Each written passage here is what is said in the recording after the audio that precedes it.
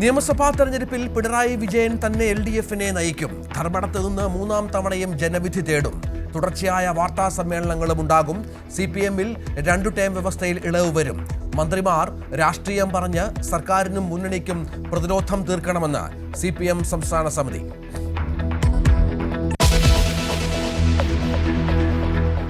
ഏറ്റുമുട്ടൽ അവസാനിപ്പിച്ച് കോൺഗ്രസുമായി അടുക്കാൻ ശശി തരൂർ പാർട്ടി വേദികളിൽ സജീവമാകും. KPCC ക്യാമ്പ് എക്സിക്യൂട്ടീവിൽ തരൂർ മുഴുവൻ സമയം പങ്കെടുക്കും.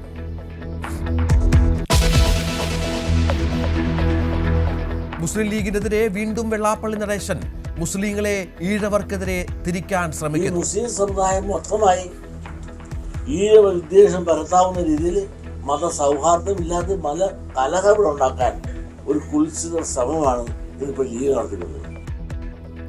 ചാനൽ മൈക്ക് തട്ടിമാറ്റിയ സംഭവത്തിലും വിശദീകരണം. ചോദ്യം ചോദിച്ച മാധ്യമപ്രവർത്തകൻ തീവ്രവാദിയെന്ന അധിക്ഷേപം. മുഖ്യമന്ത്രിക്ക് പറയാൻ കഴിയാത്തത് വെള്ളാപ്പള്ളിയെ കൊണ്ട് പറയിക്കുകയാണെന്ന് VD സതീശൻ.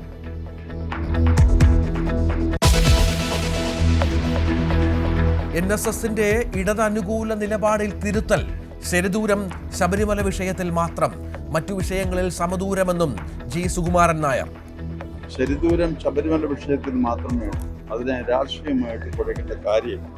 ആ കാര്യത്തിൽ നമ്മളൊരു ശരിദൂരം ഉണ്ട്. ബാക്കി എല്ലാ കാര്യങ്ങളും സമദൂരം തന്നെ.